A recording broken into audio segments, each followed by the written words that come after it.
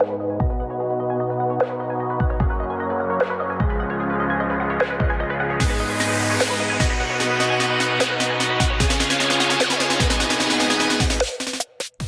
to the Rove Report. I'm your host, British Matt. The world is our show, and we bring you the latest and greatest updates and travel news across the country and across the Atlantic.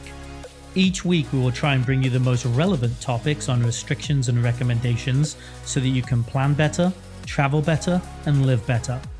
We are all living through unprecedented times right now, and we felt it important to make sure you have a place to come where you can find out positive news on updates and changes that benefit your life. In episode 3 a couple of weeks ago, we talked about Hawaii changing some of their restrictions, and now we have the result to share with you. October the 15th marked the day the 14-day mandatory quarantine was relieved, allowing travelers to present a negative PCR test as proof of safe travel. It may come as no surprise that on reopening day, Hawaii saw 8,000 out-of-state travelers visit across 30 flights into Honolulu. Prior to the pandemic, the airport got used to seeing 100 flights per day, yet given that fact, this can most definitely be seen as promising as it marks a 30% recovery, which is a positive sign for Hawaii tourism. Many believe these results are due to pent-up demand from cautious travelers who waited it out and were keeping a close eye on that quarantine dropping. With this positivity comes the exciting prospect of being able to book a trip to Hawaii and feel safe and secure where you enjoy the beautiful islands.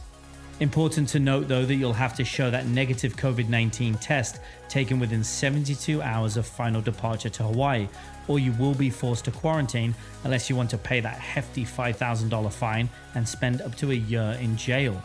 There are definitely worse places to be in jail, but from all of us at Rove, we would prefer you to respect the rules, enjoy your travels, and maintain your freedom. The US have dropped their Level 4 travel advisory for Costa Rica and downgraded it to Level 3, which indicates for visitors to consider travel when identifying locations to go to. This news arrives at the right time for Costa Rica, as November the 1st will mark the date they open up to US travelers. Initially, if you recall from our earlier episode on Costa Rica, you had to be from a certain state that was considered safe.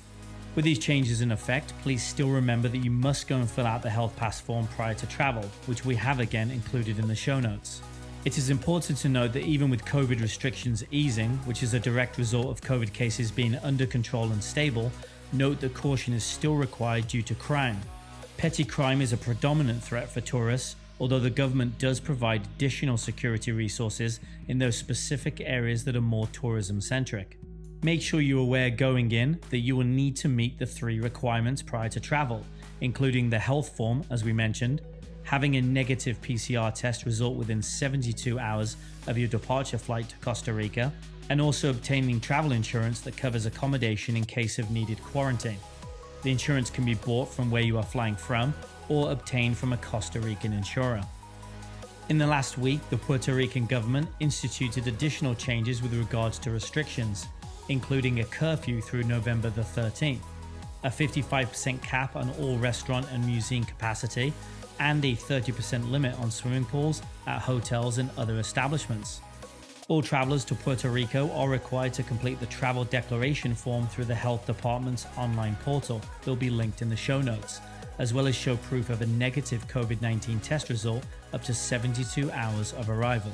As the holiday season approaches the Caribbean islands, the CEO of Discover Puerto Rico touched on various strategies they will be executing to help rebuild tourism and trust with visitors. Being one of the few places to remain open immediately after the pandemic, Puerto Rico is no stranger to recovery and hard times. They credit a lot of their survival in tougher times, especially now, down to making health and safety a top priority from the offset. This allowed them to maintain a modest level of continuity during troubled times, and hotels actually stayed open the entire time, but with limitations in staff and services offered to guests. That being said, they did halt promotional efforts in promoting tourism to Puerto Rico, understanding the nature of what the world was going through. Travel executives in Puerto Rico credit a lot of their strategy and perseverance to previous crises, and trust their experience to ensure your safety when traveling. The top destinations to visit at the moment are those who have embraced the pandemic and tried their very best to create safety, security, and competence during a time of crisis. It is important to note the best destination does not necessarily mean the safest destination. That isn't the point of this category, and of course, we value safety over everything else. With that being said, people who want to travel will find a way, and we want to at least notify you of places that are trending and doing decently well.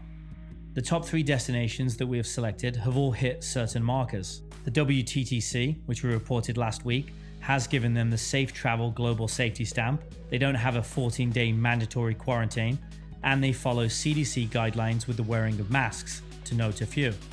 In third place, we have the Dominican Republic, which, if you recall, I brought up some great things that the Dominican government were doing, the most unique being providing travelers free medical insurance, which was unprecedented. This covers up to $10,000 in expenses for any COVID-19 related bills. In second place, we have Croatia, which we reported last week to be a nomad dream destination, offering an official remote working visa for up to a year. Remember that a negative PCR test result is needed 48 hours prior to arrival, but all countries are welcome and just need to follow the standard visa guidelines. And that brings us to the top destination right now, which happens to be Mexico.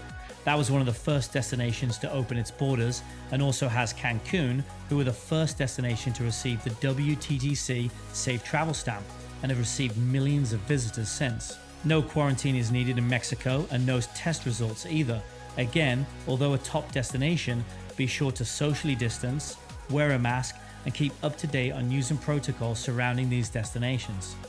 And that's all we have for this episode, but remember to check in each week for the latest updates in restrictions and recommendations. Thank you for your earbuds, and make sure to subscribe so you get notified of the next episode, where we bring you updates to help you plan better, travel better, and live better. It's no question that COVID-19 has changed all of our lives, but what's important is that we have an optimistic outlook on the future in travel and tourism and still live our lives every day to the best of our abilities. We have no doubts that COVID-19 has made travel a lot more complicated, but we can assure you that tourism boards all around the world are doing their very best to ensure your safety and security, and also give you a platform to travel once again. As your British host living in North America, operating an informative media company all around the world, be sure to stay healthy and happy, and we'll see you next week.